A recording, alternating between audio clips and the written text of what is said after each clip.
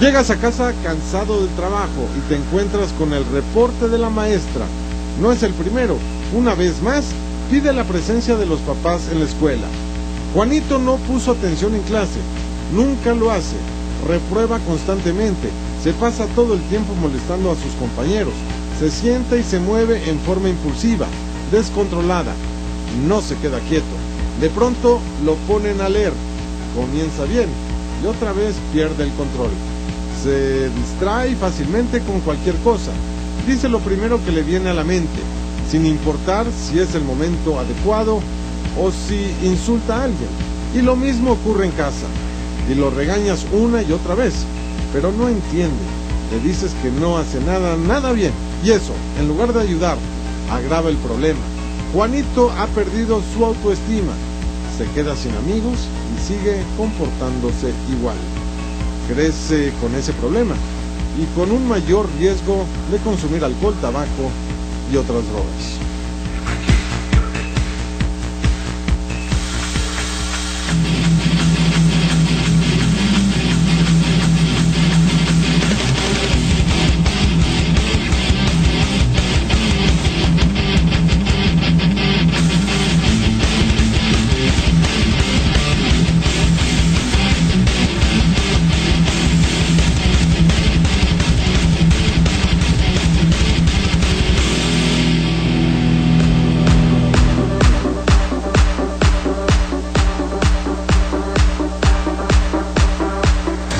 Hola, ¿qué tal? ¿Cómo están? Me da muchísimo gusto saludarlos una vez más en su programa Fondo para que no caigas. Y hoy tenemos un programa muy especial, muy importante. Vamos a hablar del trastorno de déficit de atención con hiperactividad, un trastorno que afecta a muchos niños que son especiales y que son increíbles, pero desgraciadamente son hiperactivos y distraídos, dicen algunos. Y para hablar de este tema tan importante y tan común en nuestro país y en el mundo entero, hemos invitado a Claudia Tejeda. Ella es psiquiatra de Centros de Integración Juvenil. Claudia, bienvenida. Gracias. También está con nosotros Samuel Arellano Chávez, psicólogo, especialista también de Centros de Integración. Gracias, bienvenido. Gracias por la invitación. Al contrario, Marco Eduardo Mureta, de la Asociación Mexicana en Alternativas de Psicología. Bienvenido, Marco. Muchas gracias, buenas tardes. Muy buenas tardes. También nos acompaña Vianey Silva. Ella es psicóloga educativa de Centros de Integración Juvenil. ¿Cómo estás?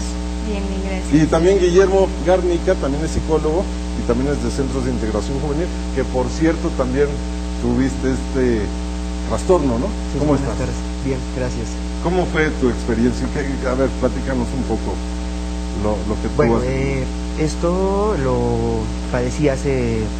Bueno, me lo diagnosticaron en la primaria. Fue donde se me detectó esto, tomé tratamiento. Durante toda la primaria lo llevé a cabo. Igual parte de la secundaria lo interrumpí la secundaria. ¿Por qué lo interrumpiste? La verdad ya no era algo que me gustara estar tomando. Por las mismas, para esto que estabas comentando al principio, ¿no? Las etiquetas que ya hay, no me era muy cómodo, entonces por eso decidí dejarlo, sin el consentimiento de mis padres, pero lo dejé. Hace poco, cuando regresé a la universidad, cuando lo empecé a volver a tomar.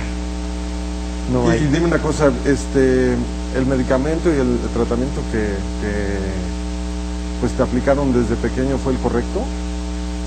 Pues la dosis era como lo había manejado el médico, o sea, no era una pastilla que tenía que tomar diariamente al principio del día. La tomé durante... ¿Qué pastilla era? La sustancia es metilfenidato. La tomaba una pastilla diariamente. Me ayudó mucho, sí, en la parte de la concentración. Es uno de los rasgos que me costaba, más bien de las características que me costaba poder controlar, concentrarme. Hasta cuando empecé a tomar el medicamento, llegué al punto de esa parte muy importante para mí, que era la concentración. Ya no era tan distraído, me concentraba en las actividades que estaba haciendo y ya. ¿Y ahora cómo te sientes? Pues ahora ya no lo tomo regularmente, lo tomo en ocasiones de estrés, de ansiedad, y me siento bien. He creado estrategias para poder sobrellevar esa situación. ¿Pero cómo? A ver. ¿Cómo lo he hecho?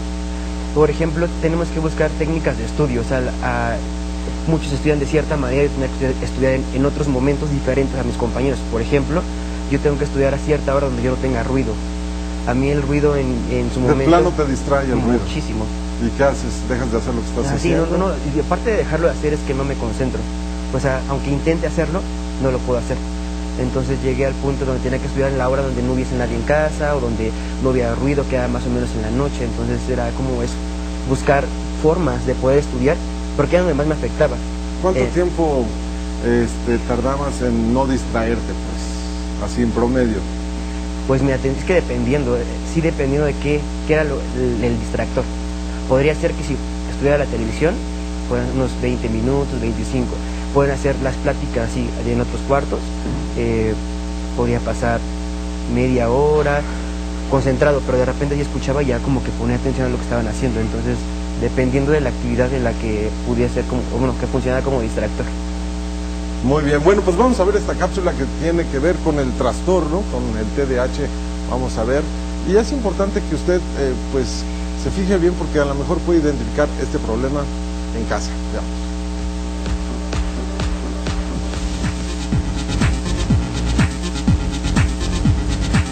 Se le conoce como TDAH, trastorno por déficit de atención e hiperactividad.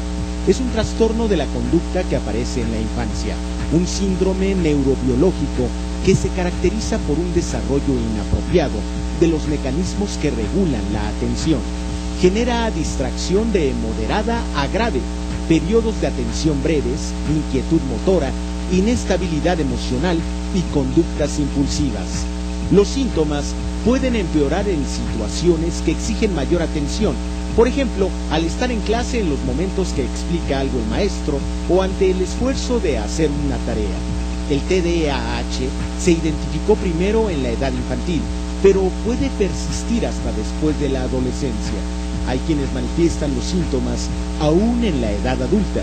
Si hay un aumento de la actividad física, en la impulsividad y constante dificultad para mantener la atención en cualquier actividad, podríamos estar ante un caso de TDAH.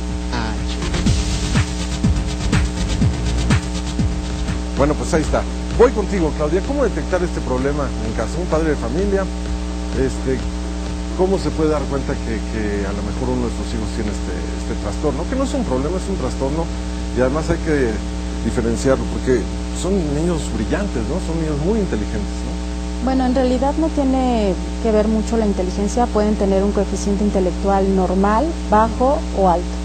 El TDAH es más un trastorno conductual, se les llama de los trastornos externalizados, y para su diagnóstico puede ser desde los 2 años hasta infinito. O sea, no tuvo que haber presentado desde la infancia ciertas alteraciones como justamente los 3 ejes que son impulsividad, hiperactividad e inatención. Lo que pasa que la mayoría de los padres, pues obviamente dicen, bueno, pues todos los niños son inquietos, hiperactivos, y ¿cuál es la diferencia? ¿Cómo lo distingo? Sí, ¿cómo darse para cuenta? Distinguirlo y para darse cuenta justamente es únicamente evaluar qué cantidad de niños hay en un salón de clases. Tu hijo que tachan de TDAH, ¿cuántos hay en este salón? De este salón, ¿cuántas veces ha sido reportado? ¿Cuántas veces ha sido llamado la atención, que te llaman a la escuela, que pierde las cosas, que se sale, se levanta, que distrae a los demás? Y entonces esto ya se va haciendo consuetudinario y es muchísimo más frecuente que cualquier otro niño que no lo presenta. Entonces, si haces un promedio de un salón de 30, 3 a 5% es la prevalencia. Entonces siempre hay un grupito que son los más latositos. Entonces justo a ellos es a los que se les debe de sugerir la valoración, porque tampoco toda hiperactividad es TDAH. Luego también se confunden pensando que cualquier niño hiperactivo es TDAH, y no es así. La hiperactividad en un niño es un síntoma que puede estar presente tanto en una depresión, en un abuso o en un TDAH. ¿Y es fácil identificar a cada uno? Por eso hay que ir con el especialista. Muy bien. Pero por ejemplo, un niño de 2 años, Samuel, ¿cómo lo identificas? Un niño de 2 años, en un niño de 2 años inician estos síntomas y estas características. La mayor parte de las veces cuando se llega a la identificación, pues es cuando ya se encuentra en un entorno escolar, en donde ya empiezan a tener una diferencia pues muy clara entre el niño que tiene el trastorno y los demás. Es decir, allí es donde podemos empezar a darnos cuenta. Por el otro lado, pues se deben de valorar los diferentes ámbitos en los cuales se encuentra el menor para poder lograr llegar al diagnóstico debido a que esta característica la presenta en diferentes lugares, no en uno solo. Entonces a partir de eso ya se puede ir dando el diagnóstico, pero bueno, no hay otra alternativa más que cuando empezamos a darnos cuenta que a nuestro hijo le cuesta trabajo poner atención, porque no termina un rompecabezas, porque está realizando una tarea y resulta que pues sucede algo no muy grande y se distrae y se va hacia otro lado. Entonces tenemos que empezar a darnos cuenta que le está costando trabajo lograr terminar las acciones o las actividades que está realizando. Es allí donde tenemos que buscar ayuda. Es un problema común, muy común en nuestro país, Marco. No es tan común, hay realmente muchos falsos positivos. Se debe hacer un diagnóstico diferencial y lo debe hacer un psicólogo, porque hay que distinguir el TDAH de lo que estamos llamando ahora el TH-SDA. ¿Qué es eso? Trastorno de hiperactividad sin déficit de atención. Es muy diferente porque el TDAH es un problema neurológico y el TH-SDA es un problema psicológico que tiene que ver con poca atención de los padres, pocos hermanos, departamentos pequeños, hiperestimulación de televisión, videojuegos, etcétera. Todo eso genera este trastorno. Son niños hiperactivos pero que no tienen déficit de atención. Entonces, para poder distinguir claramente si hay un problema neurológico, se necesita aplicar una prueba de Prosty que se puede aplicar a partir de los 4 años. ¿Cómo se aplica y qué es? Y fundamentalmente lo que esa prueba evalúa varias cosas de percepción, pero fundamentalmente para el TDAH lo que se requiere identificar es que tenga problemas en la identificación de figura y fondo. En el niño que tiene TDAH no hay claridad en qué está en la figura, digamos, cuando se ve algo, digamos un sonido, como estamos hablando, hay ruido, digamos, de automóviles y la persona se puede concentrar. En este caso, a través de trazos, en la prueba, se ve, le ponen diferentes figuras que están traslapadas y se ve si el niño puede identificar y mantenerse sobre una de esas figuras sin irse con las otras figuras traslapadas. Entonces, cuando hay problema de figura-fondo, hay problema de TDAH. Si no hay problema de figura-fondo, no es TDAH, es otro tipo de hiperactividad. Ahora, me dices que es un problema neurológico. ¿Qué es lo que está mal entre las conexiones entre neurona y neurona? ¿Qué es lo que sucede? Hay pequeñas lesiones neurológicas que no son detectables por electroencefalograma. ¿Se nace con este problema o se hace? Puede tener que ver con cuestiones antes del nacimiento, herencia, con cuestiones durante el embarazo, durante el parto e incluso después de haber nacido el niño, con algún golpe o algunos medicamentos pudieran llegar a generar alguna alteración neurológica mínima que se traduce en esta especie de distractibilidad excesiva. No es la distracción común que hay que distinguir. Mientras el niño pueda atender y mantenerse en una tarea, no va a tener TDAH. Solamente que el niño con TDAH, cualquier estímulo que ocurre, voltea porque no puede controlar esa diferencia, no puede mantener la atención en una sola cosa, todo le llama la atención, entonces pasa de una cosa a otra y no se puede mantener. Y otro detalle que hay que considerar es que hay una gradualidad. Hay TDAHs más severos y TDAHs que podríamos llamarles superficiales y que pueden confundirse, por ejemplo, con dislexia o que podrían expresarse como dislexia, dificultades para concentrarse. En el caso de los severos, ¿cuál sería el caso más extremo que tú conoces, por ejemplo? En ese mismo sentido hay una continuidad y luego pasaría a disfunción cerebral mínima después de TDAH. Ya hay problemas de autoestimulación, se golpean o están mucho rato haciendo la misma actividad y se llega hasta lo que se llama daño cerebral, también cuya magnitud puede ser de muchas profundidades. Entonces hay desde muy superficial hasta un daño muy severo. Muy bien, bueno, pues vamos a hacer una pausa. Recuerde que usted en casa también participa. Estamos hablando del trastorno de déficit de atención con hiperactividad y es importante su punto de vista. Tenemos las redes sociales, el Facebook, el Twitter y el correo electrónico. Ahí están las direcciones. Pero además quiero saludar a todos los compañeros que están aquí de la Universidad Politécnica del Valle de México, del Valle de Toluca, perdón. ¿Cómo están? Bienvenidos, ¿eh? Gracias. Bueno, vamos a una pausa y regresamos.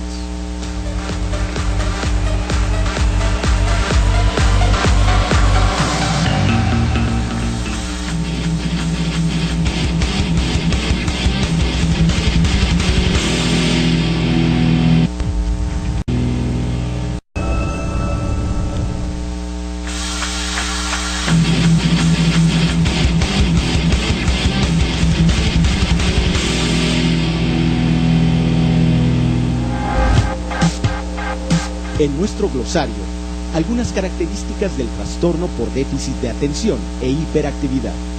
Facilidad para distraerse, problemas para mantener la atención. Impaciencia, dificultad para esperar. Dificultad también para organizarse, impulsividad no solo en las acciones, sino también verbal. Tendencia a decir lo primero que se viene a la mente, sin medir las consecuencias. Problemas para desenvolverse y para interactuar con otras personas. Sensación de inseguridad, inquietud, no concluir actividades. En ocasiones se realizan simultáneamente varias acciones, pero ninguna se termina. Cambios en el estado de ánimo, problemas de autoestima, rechazo de cualquier entorno y un mayor riesgo de consumo de drogas y de caer en adicciones.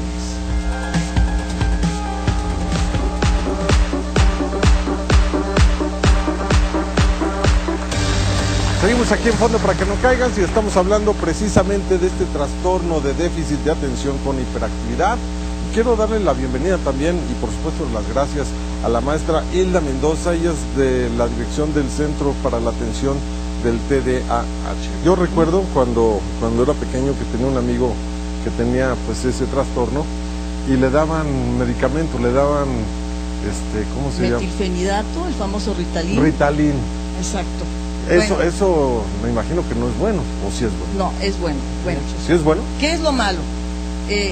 Medicar sin un diagnóstico previo, ¿sí? Que puede ser corroborado incluso por estudios neurológicos como un mapeo y electroencefalograma para ver si hay alguna alteración. Pero el Ritalin es una medicina para el corazón, ¿no? No, es precisamente ayuda a la transmisión de información. ¿Cómo funciona nuestro cerebro? Funciona a través de impulsos eléctricos y neurotransmisores, ¿sí? Así funcionan nuestras neuronitas. Entonces, estas neuronas van a tener dificultades con el TDA en la conductividad, no pasa bien la información que va al interior de la neurona en sustancias químicas que se llaman neurotransmisores. Principalmente se alteran o no se transmite de manera adecuada la dopamina, noradrenalina y serotonina, son estas sustancias.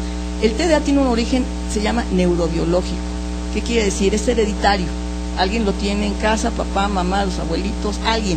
Siempre ¿sí? Y el niño pasa. lo hereda. Sí. Ahora, hay condiciones que también generan dificultades en el aprendizaje y tienen un origen más físico, ¿sí?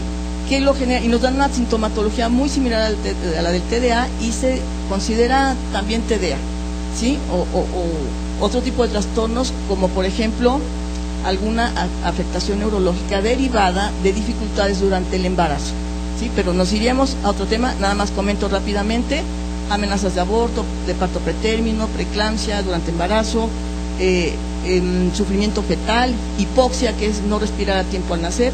Todas estas cuestiones van a generar también una alteración en la aprendizaje, una alteración en el neurodesarrollo del niño y nos va a dar características muy similares a las del TDA, pero el TDA tiene un origen más hereditario, ¿sí? El niño tuvo, o la madre tuvo un buen embarazo, hubo un buen nacimiento sin dificultades y no hay situación alguna que haya trastocado este neurodesarrollo, como por ejemplo a lo largo de la vida también se dan por problemas de golpes, traumatismos craneoencefálicos o también por fiebres altas en las que convulsionan, por ejemplo, o infecciones de garganta o de oído que suben al cerebro, que provocan meningitis o encefalitis, y son muy comunes, son demasiado comunes y nos va a dar también dificultades en el aprendizaje y sintomatología muy muy similar a la del TDA. Por eso se tiene que hacer un diagnóstico diferencial y encontrar la causa del problema. Muy bien, vamos a ver el expediente que tiene que ver precisamente con este trastorno del cual estamos hablando hoy. Recuerde que usted en casa también participa y está el correo electrónico, está el Facebook y el Twitter para que usted se ponga en contacto con nosotros. Vamos al expediente. ちゃんとしようとしてるのにできない。僕はダメなのかな。一生懸命子育てしつけをしてるのにうまくいかない。どうしたらいいの？大人になった時周りとうまくやっていけるのかしら。 No todos los niños ponen la misma atención en la clase. El problema es que en algunos casos hay un mal diagnóstico. Muchas veces se habla de que es normal que a cierta edad los niños no pongan atención y que en su lugar tengan muchos impulsos, distracción, desorden. pero cuando se trata de una constante, hay que buscar ayuda especializada. Un amigo japonés nos explica lo que se siente y cómo se puede manifestar el trastorno por déficit de atención e hiperactividad. Shota, なんで漫画読んでんの？遅刻するでしょ。大輝はもう行ったわよ。早くしなさい。今出ようとしてたところだよ。Las características de este trastorno pueden presentarse en cualquier momento entre los niños.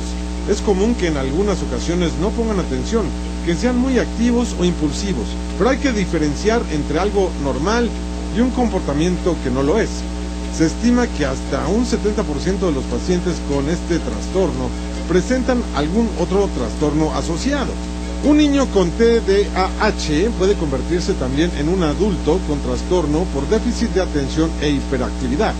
Mi nombre es Norma Chavarría, soy médica psiquiatra y trabajo hace 17 años tratando pacientes con déficit de atención adultos. Tengo 53 años, hace la misma cantidad de años que sé que tengo yo misma este problema y me gustaría compartir una pequeña síntesis de por qué tenemos la obligación de detectar todos los adultos que podamos. Un 4% de la población general tiene este trastorno y solo un 0,5% somos diagnosticados y recibimos tratamiento, menos aún. Una persona con déficit de atención que convive con su déficit de atención sufre, y el sufrimiento crónico es para mí el mayor de los costos de este trastorno. Los niños que padecen TDAH y no son diagnosticados presentan un deterioro significativo en su vida escolar, social y familiar. Según la asociación Proyecto DAH en México, más de 1,5 millones de niños menores de 12 años tienen este trastorno. Solo 100,000 reciben un tratamiento. La Secretaría de Salud estima que 1 de cada 2 niños con este trastorno de atención e hiperactividad en nuestro país requiere apoyo escolar extra y el 30% reprueba o vuelve a cursar años escolares a causa de este padecimiento. これってなんか人の顔みたい。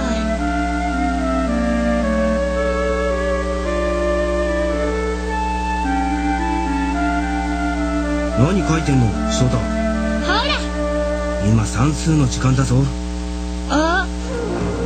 Los niños con este trastorno con frecuencia presentan un bajo desarrollo académico, abandonan la escuela durante la adolescencia y tienen problemas para relacionarse. La mayoría de los casos de este trastorno no están diagnosticados y por supuesto no reciben tratamiento.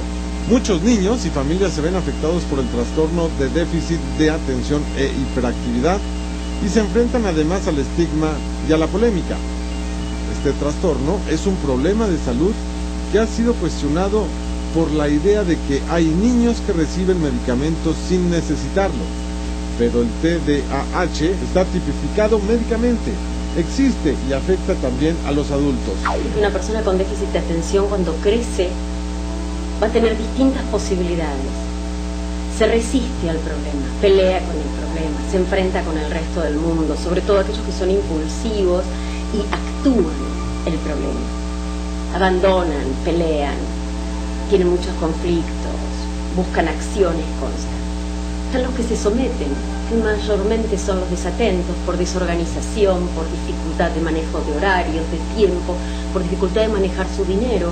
Muchas veces se someten a estar con otros, ya sea un socio, una pareja, se someten a sus padres, que por lo general lo que hacen es organizarles la vida. No viven su propia vida. Alguien les elige el menú con el que van a convivir. Y los otros, como mi caso en particular, sobrecompensan. Y sobrecompensar implica hacer un esfuerzo enorme, cotidiano, para vencer las dificultades que ignoramos. Son parte de un trastorno que es del neurodesarrollo, que es biológico, no es culpa nuestra, no es culpa de nuestros padres y tiene tratamiento. El TDAH, como otros trastornos del neurodesarrollo, generan alteraciones a nivel clínico y del funcionamiento personal y social. Los pacientes con este trastorno presentan alto riesgo de consumo de drogas. A su vez, las personas con trastornos adictivos tienen con mayor frecuencia un diagnóstico de TDAH. Se multiplican los riesgos de consumo de drogas, se multiplican los riesgos de tener accidentes de tráfico, se multiplican los riesgos de fracasar en el colegio. Según algunos estudios científicos, el nivel de impulsividad y el fracaso escolar lleva a muchos menores de edad con TDAH a consumir alcohol y otras drogas. También tienen que ver la bajoestima y los procesos para buscar alivio a las sensaciones de inquietud, de inseguridad, impaciencia y para tratar de relacionarse ante la dificultad que normalmente presentan. Entre los adultos con este trastorno disminuye la hiperactividad, pero persiste la impulsividad, lo que sigue llevando a hacer muchas cosas sin pensarlo, como abusar de las sustancias, sobre todo en estos casos en que hay un problema neurológico. Los expertos opinan que un diagnóstico precoz y el tratamiento oportuno del TDAH puede prevenir el posterior consumo de drogas en la adolescencia y en la edad adulta. Pero también un mal diagnóstico puede afectar y generar adicciones. It's like a speed. It's the same thing, except if someone has it and their parents are paying for it, then it's a free high for everyone else. Do lots of kids do? Yeah, it's one of the big things now to do, because it's free a lot of times. Because, I mean, if a friend has a couple extra pills, they'll just give them to you, you know, or they can sell them to you. I also used to sell it. Sometimes you could sell it for $10 a pill to people who weren't aware of the how easily it is to get Ritalin. Were there a lot of kids who would like to buy it? Yeah, they used to like mixing it with marijuana. My friends, they said that added a nice buzz to it. Hoy existen nuevos medicamentos y más seguros para combatir el TDAH, pero no todo depende de eso. Es muy importante el apoyo familiar y destacar la fortaleza de cada uno de los niños con este padecimiento. La polémica sigue entre quienes señalan que cualquier fármaco es dañino, sobre todo para los menores de edad. Hay quienes insisten en descalificar su uso y quienes han comprobado científicamente los beneficios de un buen tratamiento oportuno y supervisado que le cambia la vida a los niños y le permite un desarrollo estable y un mejor desempeño. Por eso es fundamental acudir con un profesional y brindar sobre todo el respaldo familiar, la comunicación y la información adecuada. おい、翔太、どこ行くんだ。危ないわね。すいません、翔太、すいません、待ちなさい。待ちなさい、翔太。一体親は何してるのよ。何やってんだ。何してんの、翔太。落ちたらどうすんの。あ、本当だ。どうして気づかなかったのかな。本当にママのしつけが悪いの？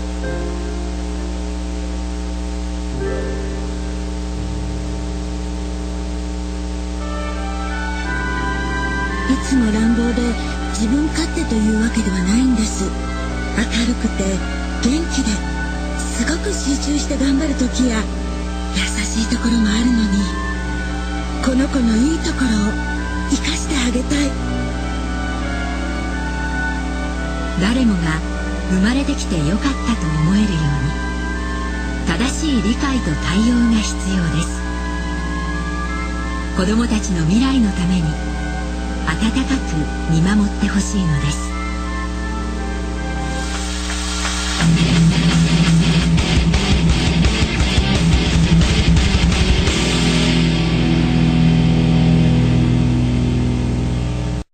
Mexiquense TV.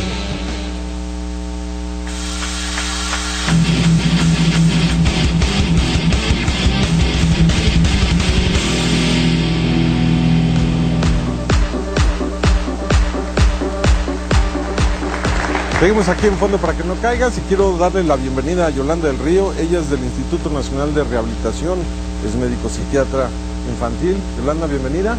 Gracias. Y también nos acompaña Manuel Osorio Robles del Hospital Psiquiátrico Dr. Juan Navarro, también es médico psiquiatra infantil. Bienvenido. A ver, aquí tenías una pregunta, adelante. Bueno, mi pregunta es que si esa enfermedad se puede detectar antes de que, bueno, en los primeros meses. Existen varios estudios que detectan las enfermedades en los primeros meses del embarazo. Mi pregunta era si esa enfermedad es detectable. A ver, por favor, doctora. Bueno, normalmente, como ya había mencionado la doctora, se detecta sobre todo en la etapa escolar, pero sí existen muchos casos que son de una severidad tal que se pueden detectar desde la etapa preescolar. ¿En el embarazo? Bueno, la pregunta específica de ella. Bueno, lo que hemos visto cuando hacemos las historias clínicas de los niños que tienen TDA, un alto porcentaje que no está documentado en un trabajo de investigación, pero que es un hallazgo que nosotros encontramos en la clínica, es que la gran mayoría de las madres, cuando están embarazadas de estos niños, reportan que existe una incrementada actividad in útero. Eso es muy notorio en muchos casos. Entonces, de alguna manera eso ya se va correlacionando con el resto de la evolución, aunque muchos médicos o profesionistas, inclusive de otras áreas, no están de acuerdo en que se diagnostique en niños muy pequeños, pero sí en algunos casos es tan grave el cuadro que sí se puede detectar desde los 3, 4 años y sí hay que iniciar tratamientos. ¿Por qué hay que iniciar tratamiento? Pues precisamente porque los niños que no se atienden a tiempo de este cuadro posteriormente tienen complicaciones severas toda su vida y eso va a matizar mucho qué va a ser de ese ser humano toda su vida, el sufrimiento que va a tener y además lo que va a pasar a su alrededor. Me gustaría preguntarle, señora, ¿cómo está? Muy buenas tardes y gracias por estar con nosotros. Usted tiene un hijo que padece este trastorno. ¿Nos puede platicar un poco cómo se dio cuenta y qué fue lo que hizo, si se angustió? Vaya, platíquenos su experiencia, por favor. Bueno, de hecho, como dice la doctora, yo cuando estaba embarazada de Diego tenía muchísimo movimiento fetal, pero yo no sabía que era también por eso, ¿verdad? Fue en el kinder cuando me di cuenta, porque no dibujaba toda la figura completa. Los maestros siempre me decían que dibuje toda la figura, y no lo hacía. Yo nunca logré que dibujara una figura completa, siempre eran rayones. Le ponían puntos y tampoco. En la primaria, después del recreo, se quedaba fuera porque a él ya no le interesaba entrar a la clase. En la secundaria fue cuando los maestros me dijeron que hablaba demasiado, que no ponía atención y que distraía al grupo. Pero ningún maestro me supo decir realmente qué tenía. Yo creo que no conocían realmente la enfermedad, porque ninguno me canalizó ni con ningún doctor ni con nada. Fue hasta que llegué al centro de integración que la doctora Tejeda fue la que me hizo los estudios, bueno, le hizo los estudios a Diego y se dio... ¿A qué edad? Apenas a los 17 años. A los 17 años. Claudia, ¿y el hecho de que no se haya detectado antes le provoca algún problema serio a su hijo, en este caso? Pues son consecuencias emocionales más que nada. Puede generar ansiedad, puede generar depresión, puede generar bullying o bien que él sea buleador. Y sobre todo es todo este desconocimiento, por eso estos programas son como muy importantes para diferenciar quién hace el diagnóstico. Quien hace el diagnóstico son los médicos psiquiatras especialistas en niños. Entonces los psiquiatras somos los específicos. Los psicólogos hacen las pruebas complementarias y por cierto respaldan ese diagnóstico clínico. Es un diagnóstico clínico donde no puedes hacer un laboratorio ni una imagen únicamente, porque todo eso que se hace, que sí respalda algunas cosas, son para la investigación únicamente. Muy bien. Marco, te pregunto, ya hablabas tú de los casos diagnosticados en México, se habla de cerca de 1 millón de personas que tienen este trastorno, pero hay muchos que no están diagnosticados. ¿Es un problema serio que hay que atender? Sí, y sobre todo tomarlo con mayor profundidad, porque hay muchos casos diagnosticados que están tomando medicamento y que no lo deberían estar haciendo. Entonces tendríamos que profundizar en ver esta evaluación adecuada. ¿Pero qué tipo de medicamento estarán tomando? Pueden estar tomando Ritalin u otros como el que tomaba el compañero, pero que en lugar de hacerles un beneficio, les hacen un perjuicio porque pueden ser estimulantes. El Ritalin es un estimulante. Entonces, en lugar de tranquilizarlos, hacen un efecto contrario, los ponen más ansiosos. Entonces, tiene que ser un tratamiento integral y yo pienso que coordinado por un psicólogo, porque tiene que ver con mucho de la organización perceptual. Hay muchas cosas que están pasando y me preocupa que está como de moda que haya esto de TDAH. Todos hablan de que tienen sus niños TDAH, casi lo presumen entre mamás. ¿Pero por qué?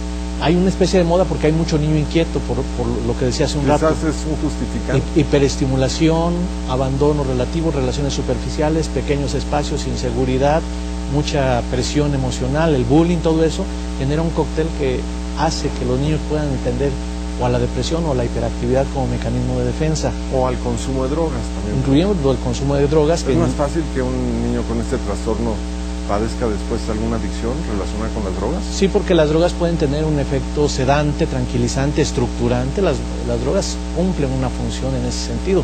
Y el Ritalin, como ya lo mencionaban en el documental, en el video, pues puede combinar sus efectos con algunas drogas y tener una sensación de satisfacción, pero no necesariamente relacionada con un problema neurológico que habría que identificar con mucha precisión y quitar en parte este mito del TDAH y hacer un estudio realmente adecuado de cada caso, evitar que los padres de familia se predispongan.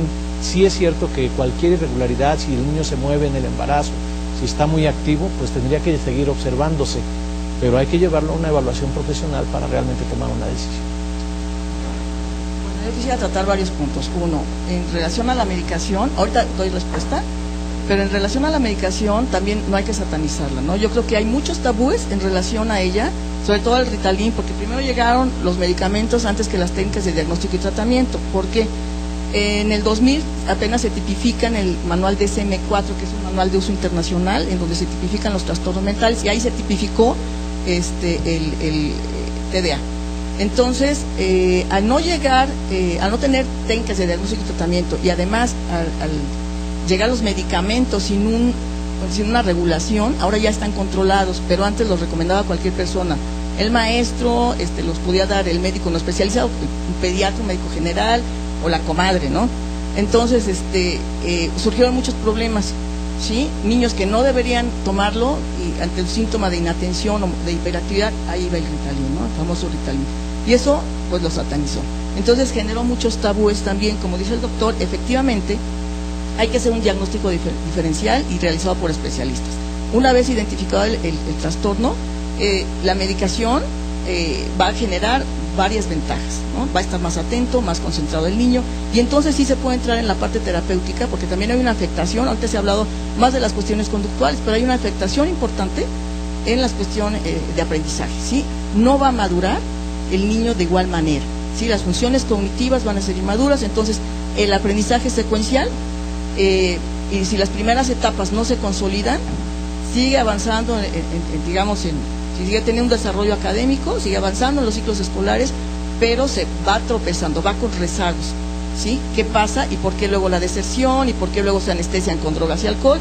Bueno, pues porque ya hay una carga emocional importante, porque ya hay, un estrés importante, los padres lo presionan, no hay resultados académicos, los maestros los presionan, y los chicos, bueno, se saturan de todo esto, viven mucho estrés, generan otro tipo de trastornos que son comórbidos, se llama, o asociados al TDA, como trastornos depresivos, trastornos de ansiedad, trastornos, también esta parte conductual, como el oposicionismo desafiante, y entonces se hace un cóctel importante, ¿no? O sea, es una mala combinación, y estos chicos cuando llegan a la adolescencia, aún además adolescencia, que están en búsqueda de identidad, y con todos estos problemas, pues ya se genera todavía una situación mucho más compleja, ¿sí? Por eso recurren, a veces se anestesian ante drogas, alcohol, ante el fracaso escolar, ante la sobreexigencia social de padres, de maestros y de su ambiente, hasta de los mismos compañeros y sus relaciones sociales, que son difíciles porque son poco tolerantes o son impulsivos y no los aguantan luego, ¿no? Entonces todo esto genera una mala combinación, sobre todo en adolescencia, y es cuando pueden recurrir, pueden caer en las drogas, en el alcohol.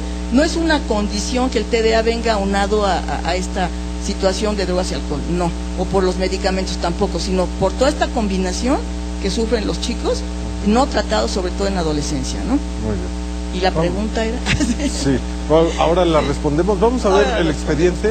Después del expediente, primero la personalidad, porque, bueno, pues también ha habido genios, mentes brillantes que han padecido este trastorno.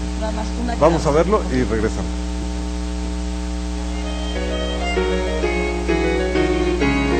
Diversas personalidades han padecido el trastorno por déficit de atención e hiperactividad. Muchas celebridades y muchos genios. Eso es una muestra de que tener este trastorno no es ningún sinónimo de torpeza ni de falta de inteligencia. Por el contrario, suele tratarse de gente brillante. Según diversos especialistas, Thomas Alva Edison tenía TDAH. Es cierto que en esa época no se conocía como tal, con ese término. No se hablaba de eso ni se estudiaban tales síntomas, pero se desprende de sus apuntes y de su historia que Edison encaja en las características con alguien con este trastorno.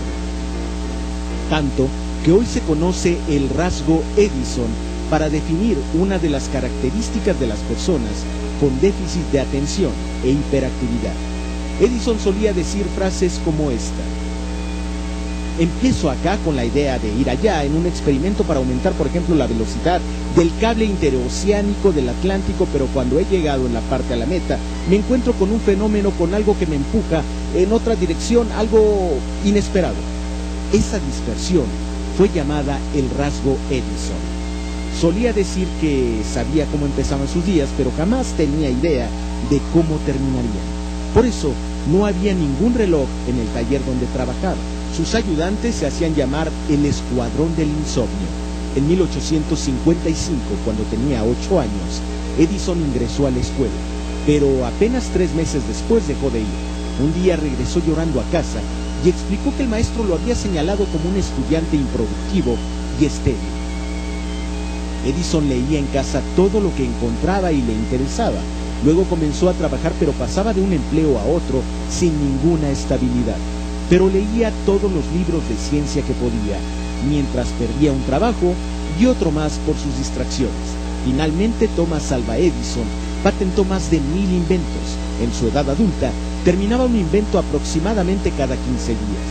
Así le daba las gracias Porfirio Díaz a Thomas Alva Edison por haberle regalado uno de los primeros fonógrafos que salieron de su laboratorio. Era el 15 de agosto de 1909. Me es grato complacerle porque tengo en muy alta estimación a los grandes benefactores de la humanidad y usted es uno de ellos, porque usted ha creado nuevas fuentes de felicidad, de bienestar y de riqueza para el género humano, utilizando las más poderosas fuerzas conocidas: luz, electricidad, trabajo y genio. Su amigo, que con orgullo estrecha su mano, Porfirio Díaz.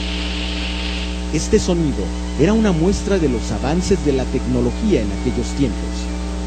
Aunque Nikola Tesla es el verdadero padre de la electricidad, Edison ideó desde un sistema para generar energía eléctrica hasta el foco, el fonógrafo, un proyector de películas, mejoras en la telegrafía y en la telefonía, una máquina incluso que facilitaría el trabajo de los oficinistas y que luego, curiosamente, se convirtió en un aparato para hacer tatuajes, muñecos parlantes, y al final de su vida se hablaba de una especie de teléfono para hablar con los muertos. Decía Edison que se trataba de una máquina para medir las unidades de vida que se dispersan en el universo luego de la muerte. Seguramente era una broma, o más de sus frases cuando estaba disperso y que ilustran precisamente el rasgo Edison. Finalmente, se dice que el sentido de humor, la creatividad, el ingenio y el entusiasmo son algunos de los regalos que incluye este trastorno por déficit de atención e hiperactividad.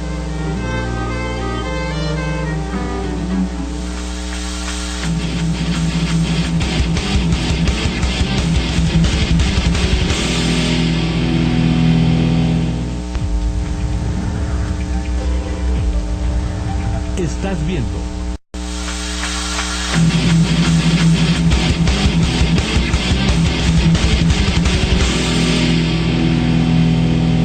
¿Sabes qué es el TDAH? De niño, Albert demostró cierta dificultad para expresarse. Leonardo, en cambio, era un niño inconstante, caótico y que dejaba todo a medias. Y de Michael, una maestra llegó a decir que nunca lograría demasiado en la vida, porque era incapaz de concentrarse. Años después, Albert desarrollaría y publicaría la teoría general de la relatividad. Leonardo se transformaría en un prolífico inventor y en uno de los más grandes pintores de todos los tiempos. Y Michael, gracias a la ayuda de sus padres, acabaría convirtiéndose en el atleta olímpico más grande de la historia. El TDAH no es una enfermedad, ni hace menos inteligente a quien lo padece. Asociación Majorera de Déficit de Atención con o sin hiperactividad. Eso es muy importante. Eso es muy importante, decir que no es una enfermedad. Por favor, Emanuel Osorio Robles, del Hospital Psiquiátrico Dr. Juan Navarro. Adelante. Hay un dato muy importante que se comentó y que vale la pena resaltar. Distracción e inatención, ¿cómo se hace la diferencia? ¿Cómo se nota? Bueno, todos podemos distraernos. Por la pregunta que hizo la señora, ¿no? Sí puede ser parte de que el umbral que yo tengo para que un estímulo entre en mi campo baja. Si yo estoy deprimido, estoy ansioso, estoy preocupado, ese umbral baja y entonces la gente me dice, desde que te pasó tal cosa, te veo distraído. Doctor, desde que me pasó tal circunstancia, noto que se me olvidan las cosas. La inatención es una condición con la que ya nace la persona, que le afecta en todas las áreas y que lo que sucede específicamente es que sus periodos de atención son muy cortitos y no puede filtrar estímulos constantemente, no está de la mano en el tiempo. Lo mismo sucede con la hiperactividad. Una cosa es la inquietud y otra cosa es la hiperactividad. Fundamentalmente tiene que ver con la disfunción.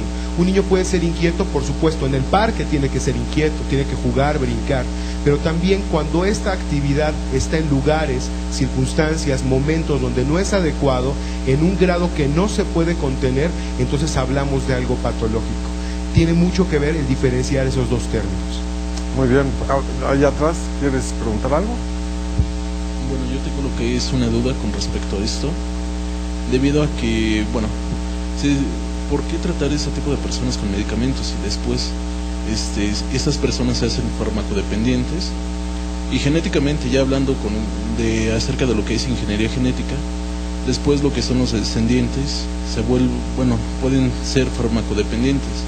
Sin embargo, yo tengo ese tipo de problema, pero el problema yo lo resolví haciendo problemas de matemáticas. Entonces esa fue mi solución por parte de mis maestros, desde la primaria hasta lo que fue la secundaria. En la secundaria ya resolvía pruebas ya casi de nivel de licenciatura con respecto a cálculo diferencial e integral. Entonces es por ello, yo tengo duda en eso. ¿Por qué tratarlos de esta manera si se supone que después van a seguir siendo farmacodependientes sus descendientes? Pues qué buena pregunta. Yolanda, ¿quieres responder eso? Bueno, yo creo que no le comprendí completamente la pregunta porque habla muy bajito, pero algunas... Repítela, por favor. ¿Por qué tratar a estas personas con ese tipo de enfermedad, con medicamentos? Se supone que genéticamente los medicamentos hacen mutaciones y después nuestros descendientes, con respecto a lo que es la teoría de Mendel, se puede modificar con respecto a lo que son nuestros descendientes. Bueno, muchas gracias. Yo quiero hacer 3 puntuaciones que creo que no deben dejarse pasar en este programa. Primer punto, está científicamente demostrado en todo el mundo con estudios serios de investigación que el TDA está aumentando cada vez más en los últimos años. ¿A qué se debe? Al igual que algunos otros trastornos del neurodesarrollo como el autismo.